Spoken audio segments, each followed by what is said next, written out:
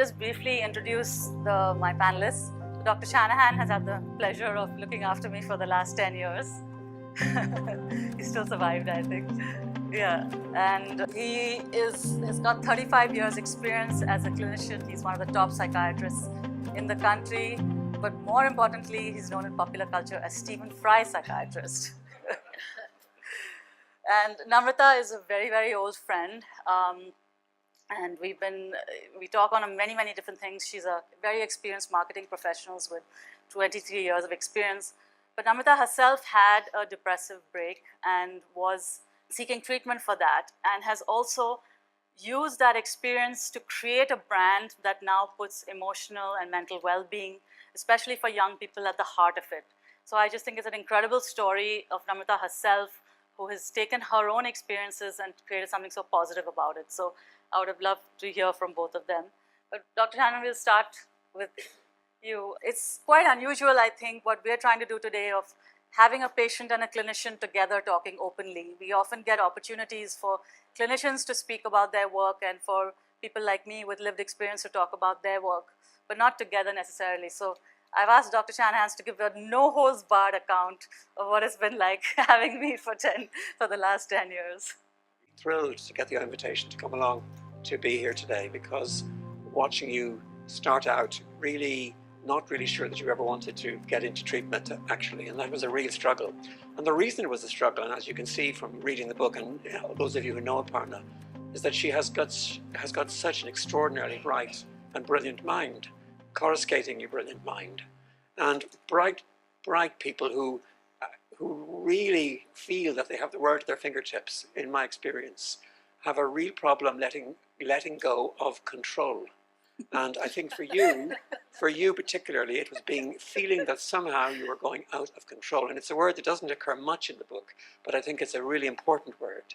And it is, for any of you why people don't want to take medication sometimes, or don't want to use drugs, is they hate the idea of losing control.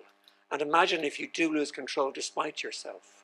And I think that what people don't appreciate with mental illness is that this starts creeping up on you, and suddenly you're not aware of quite what you're doing, where you stand, the ground is infirm, you're not secure anymore. And this sense of insecurity is really very frightening. But Aparna's journey was difficult at the beginning. It was, I don't really believe this, it can't be true. And then suddenly an acceptance of the fact that medication might help. And then it did help, but it didn't help completely. And over the years, year on year, what she writes about are some manic episodes. Well, they were kind of slightly below that in the later stages, but they were disturbing for the family.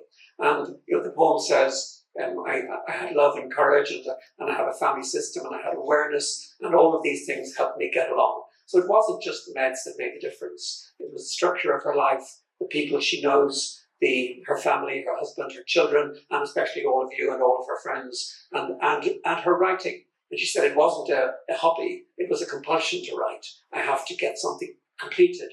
And I would say, with a little poem you put up there a second ago around daring, I would say from another book I read years ago, daring to be average is important. Because if you keep trying to be first, and you keep thinking we're all stars, then we have no stars. If we're all stars, we have no stars. So daring to be average, just let go sometimes. You don't have to be great at everything.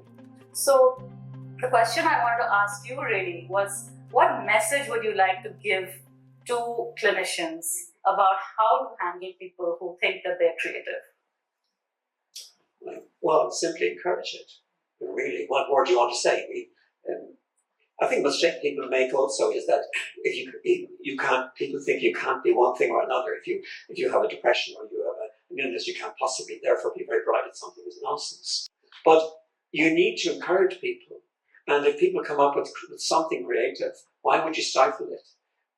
The trouble with some mental illnesses, I think, is that they are so depressing and so difficult for people to cope with that they lose their way and they lose their hope and they lose their impetus. And especially if they turn to street drugs, for example. And the biggest offender, in my view, is cannabis, which people think is a rather innocuous substance.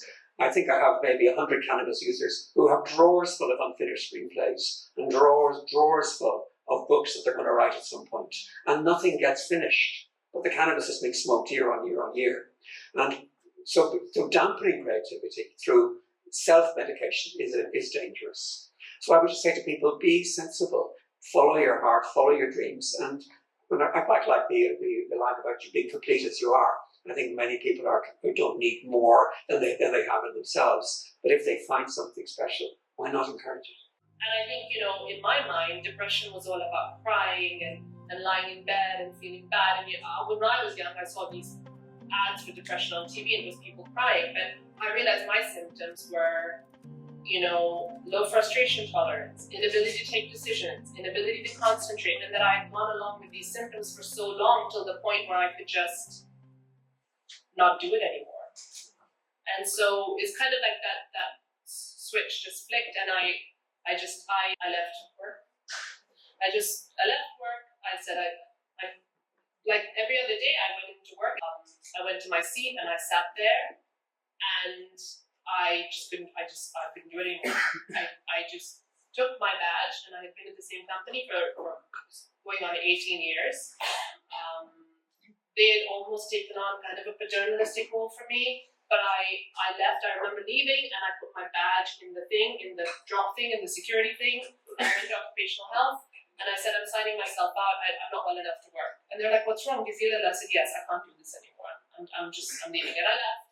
Cut to the chase, I think that depressive period of 14 months, I took time out, I went on stress leave, was probably the best thing that ever happened to me, because had I gone back, had I been doing those things that I was doing before I got sick, I probably would still be unhappy. I probably still would not be able to cope. I probably still would be going through the motions. And as I described in the book, feeling emotions and feeling my life through foggy glasses. That's the feeling that I felt after this period of treatment, was that somebody took a cloth and just wiped away the screen, and food tasted better, colors were brighter, the world was nicer.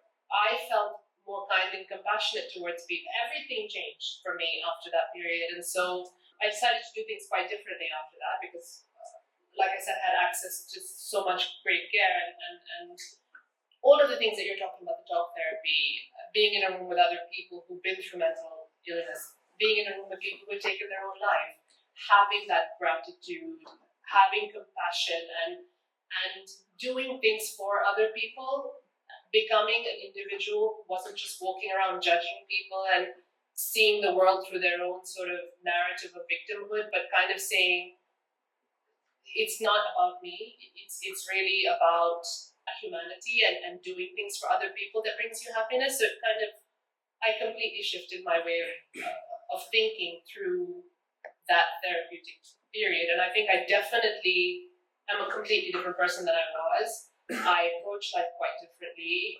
I'm not afraid of being average. I'm super happy to be average, averagely successful, but I work in happiness, and I'm not trying to reach some goal to compare myself to my peers or other people. I'm in my own lane.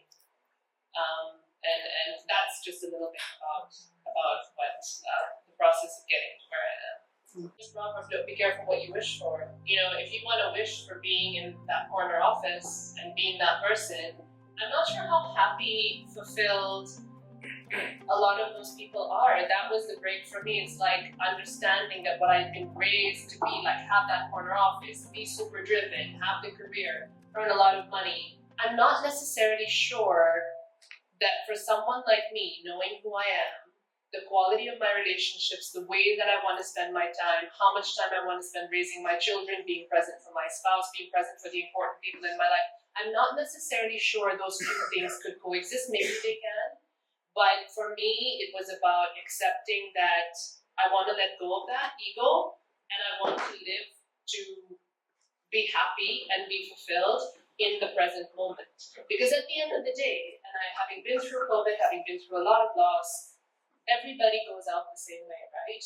So that sounds so depressing, but for me, shockingly enough, when I spent time at the crying during that time, I did a lot of thinking around end of life, as in how do I want, I'm now 40, how do I want from 40 to 85, how do I want that rest of those 45 years to play out? Do I want to be doing what I was doing from 20 to 40 and be doing exactly those same things, pursuing exactly that narrow vision? Or do I want the 40 to 80 to be something completely different and not worry about what people think about that?